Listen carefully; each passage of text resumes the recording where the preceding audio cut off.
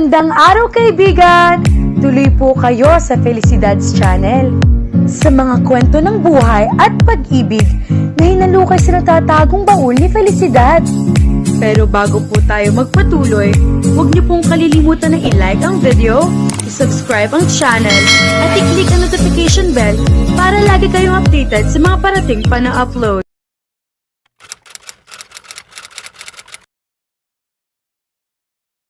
I'm going to miss you, wika ni Luke habang ka-Skype ni Arya ang binata. Ilang araw na silang hindi nakikita dahil kinailangan daw nitong damayan ang kaibigang namatayan. Dahil malayo ang binata, tawag o text lang ang paraan para makapag-usap sila. Ngayong araw ay inimbitahan naman siya nito na mag-Skype sila. Kagaya ni Luke ay miss na rin niya na makita ito. Kaya kahit kailangan pa niyang pumunta sa computer shop para makausap si Luke ay ginawa niya. Sabik na rin kasi siyang makita ang mukha nito kahit sa computer lang na iyon. I am missing you already. Gusto sanang isagot ni Arya, pero dahil ayaw niyang lumaki ang ulo nito dahil hindi pa ito sinasagot, itinago na lang niya sa sarili ang nararamdaman. Patapos ng 1 oras niya sa computer shop, kaya panay pagpapaalam na sila ni Luke. Mga 3 araw pa raw ang inilalagay ng binata sa bahay ng kaibigan para makiramay. Mabigat ang nararamdaman niya habang nagpapaalam kay Luke dahil tila napakatagal pa ng mga araw. Nakakausap man niya ito araw-araw ay kulang pa rin iyon.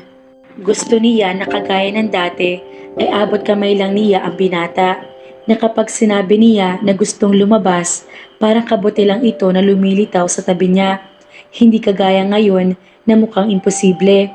Dahil ayon sa binata, malayo raw talaga ang bahay ng kaibigan. And hey, ano nga palang gusto mong palasalubong? Kumunot ang noo ni Arya. Pasalubong? Bakit mo naman ako pasasalubungan? Nagkibit balikat ito. I just wanted to.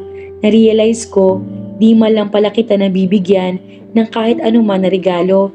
Natawa siya. Hindi ko kailangan ng regalo o pasalubong. Ang malaman na maayos lang ang lagay mo dyan, maayos na ako. Isa, hindi naman bakasyon ang ipinunta mo dyan para bigyan mo ako ng pasalubong. Tama ka, bigla ko lang naisip. But I will still try to bring you when I come home. Hindi na kailangan. Take care. Bago pa makapagprotesta si Arya, ay nawala na si Luke sa screen. Halos kasabay din iyon nang tawagin siya ng namamahala sa computer shop at sinabing tapos na ang 1 oras na pag-rent niya. Nang magbabayad na ay nakita niya si Melvin na papasok sa computer shop. Parang hinahanap siya. Anong ginagawa mo rito? Kunot noong niyang tanong. Malapit nang gumabi ng araw na iyon, kaya kakauwi lang ni Melvin sa trabaho. Nakasulubong ko si Mamang Pipoy pauwi at sinabi niya na nakita ka raw niya na nagpunta rito. Naisipan ko munang puntahan ka bago umuwi sa bahay, paliwanag ni Melvin. Hindi ka mahilig mag-computer, tama na sa iyo ang free Facebook. Anong ginagawa mo rito? Tanong din ito. Kinausap ko lang si Luke. Gusto mo talagang i-entertain ang lalaking iyon? Nanlaki ang mga mata ng binata. Hindi na nagulat pa si Arya sa reaksyon ni Melvin. Madalas kapag lumalabas sila ni Luke ay inihahatid siya nito pauwi sa bahay. Nagkakaabutan nito at si Melvin. Hindi minsang inamin sa kanya ni Melvin na hindi nito gusto para sa kanya si Luke. Iyon nga lang, kapag tinatanong niya kung bakit, tila nag-aalinlangan si Melvin sa pagsagot. Payag naman si Nanay Nelly sa ginagawa ni Luke. Ang sabi pa nga nito ay ganoon daw dapat ang nanliligaw. Marunong maghatid ng babae kapag inilalabas. Si Melvin lang ang may problema pero hindi na lang niya ganoong inintindi iyon. Siya ang nililigawan, kaya siya ang mas nakakaalam kung anong tama sa kanya. Siya nakakaramdam, buhay niya iyon. Gaano man kahalaga sa kanya si Melvin dahil matalik na kaibigan niya ito at halos kapatid na rin, hindi pa rin dapat ito ang magdesisyon sa kanya. Look is nice, ni hindi mo nga siya ganoong kilala. Kilala ko siya, okay? Sinasagot niya ang mga personal na tanong ko. Isa pa, ang pagkagusto sa isang tao ay hindi lang dahil sa kung ano at sino ito. It's always about what the heart feels. Pagtatanggol niya kay Luke. Tumiim ang bagang ni Melvin. Buong buhay ko, ay pinoprotektahan kita, Arya. Alam ko, ipinagpapasalamat ko iyon ng malaki, Melvin. Pero kilala kong sarili ko. Alam ko ang nararamdaman ko para kay Luke. Gusto ko rin siya kaya ini-entertain ko siya. Namutla ang mukha ni Melvin. Arya, naalarma si Arya sa reaksyon ng kaibigan. Pero ayaw niyang isipin. Ilang beses din kasi niyang itinanggi sa iba pang mga kaibigan ang tungkol sa sinasabi ng mga ito na kaya raw hindi nagkaka-girlfriend si Melvin ay dahil sa kanya. Dahil hinihintay siya at kontento na ito sa kanya. Pero hindi niya gusto si Melvin. Kaya ang mga iginagawin nito ngayon ay hindi niya nagustuhan. Naiilang siya. Kahit sabihing malaki na ang utang ng loob kay Melvin at sa pamilya nito ay hindi niya ito gustong saktan. Pero bago pa man matapat ni Arya ang kaibigan, naago ng kapitbahay nila na pinagbilinan kay Nanay Nelly na magpaalam siya para pumunta nga sa computer shop ang atensyon nila. Arya, Melvin, si Nanay Nelly, bigla na lang hinimatay. Dadalhin na natin siya sa hospital. Ano ba magandang pwedeng gawing pasalubong pauwi sa Pilipinas? Lahat ng kaibigan ni Blake ay napatingin sa kanya na bigla niyang basagin ang katahimikan at itanong iyon. Kinabukasan ay uuwi na sila sa Pilipinas.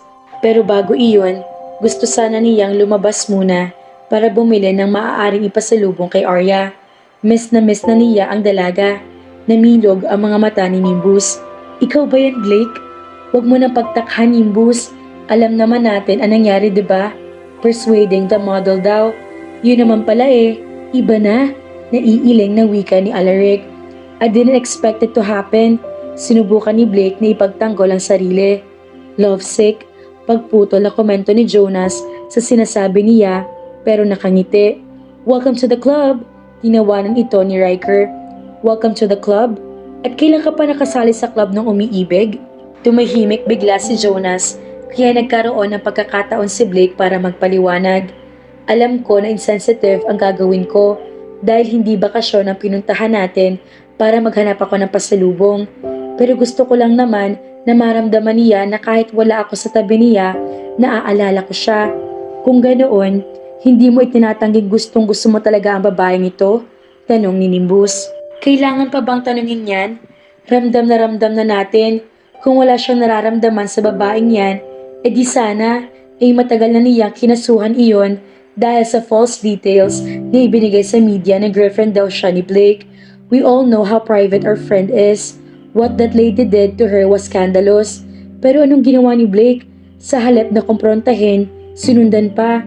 Nagdahilan pa na gusto lang maging modelo. Pero tingnan niyo ang pagpapahalaga ngayon, nakangiting sabi ni Alaric. Hindi gusto ni Blake na asarin ng mga kaibigan. May pagkaasar talo kasi siya at madalas na nagwa-walk out kapag inaasar.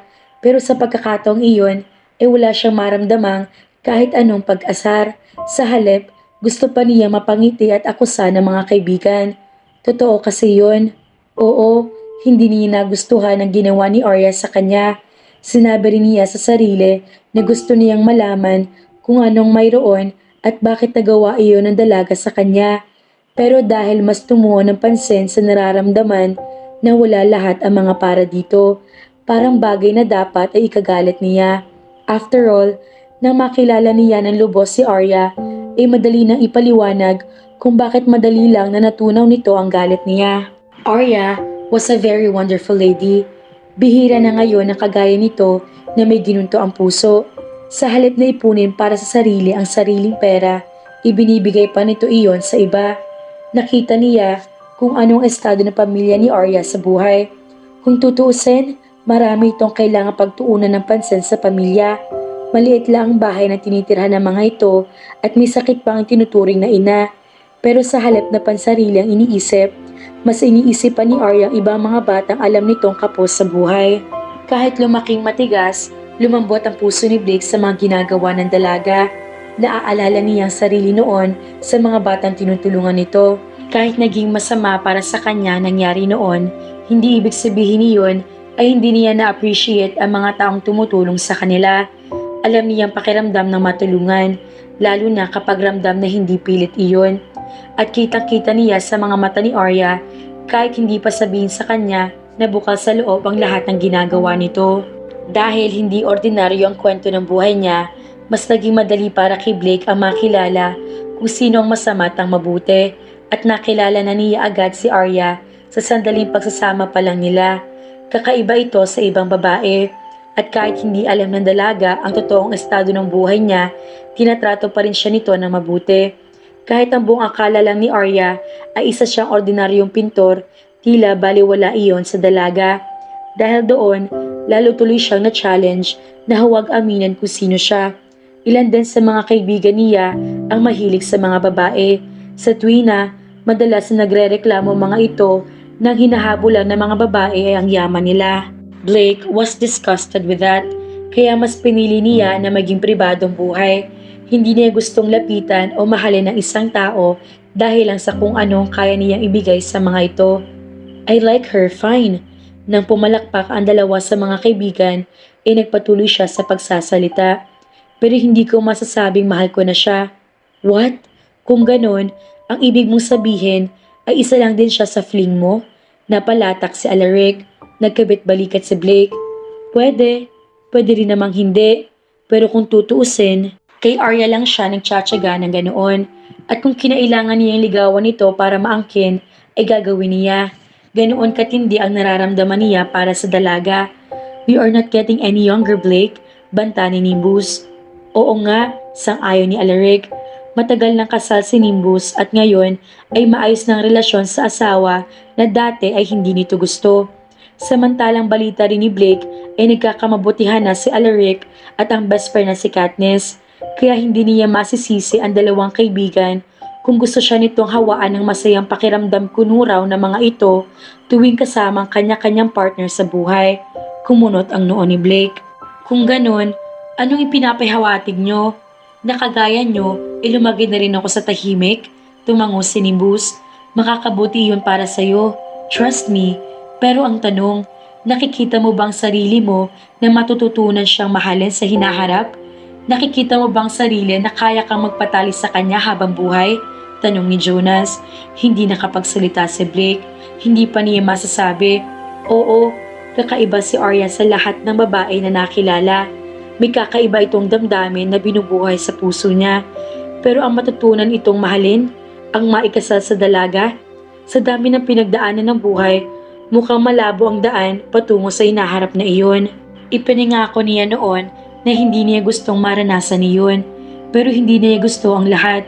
Ang tanging sigurado lang ay gusto niya si Arya at sabik na siyang muli itong makita.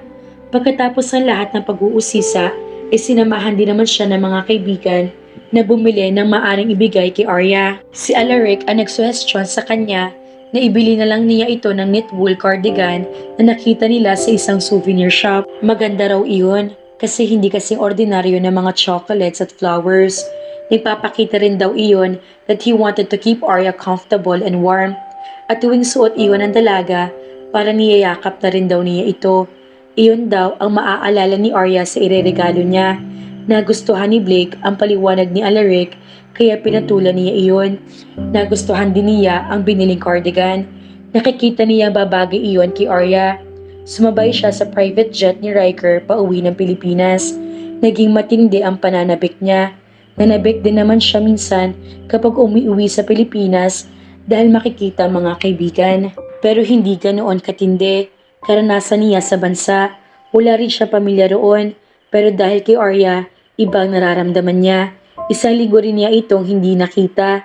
Kahit na nagtatawagan naman niya ang dalaga araw-araw, hindi pa rin iyon sapat. Pero nito nakaraang 2 araw ay halos hindi niya ito makausap. Para bang iniiwasan siya na hindi niya mawari. Kinakabahan siya sa kung anong mayroon at isa rin sa mga dahilan kung bakit excited siya makita ito. Gusto niyang alamin kung may problema. Hindi gusto ni Blake na maramdamang may problema sila. Hindi niya gusto mawala sa kanya si Arya. Pero hindi rin niya gustong lubusan itong mahalin. Ano ba naman yan? Mga ka-felisidad, Masyado yata naguguluhan si Blake sa kanyang nararamdaman sa dalaga. Gusto niyang makita at makasama si Arya. Pero hindi siya sigurado kung kaya niyang mahalin ang dalaga. Hay naku Blake, mag-isip ka muna mabuti dyan sa iyong nararamdaman para sa dalaga at hindi yang para kang salawahan. Baka magsisi ka sa bandang huli. Hala ka, kaya naman, abangan.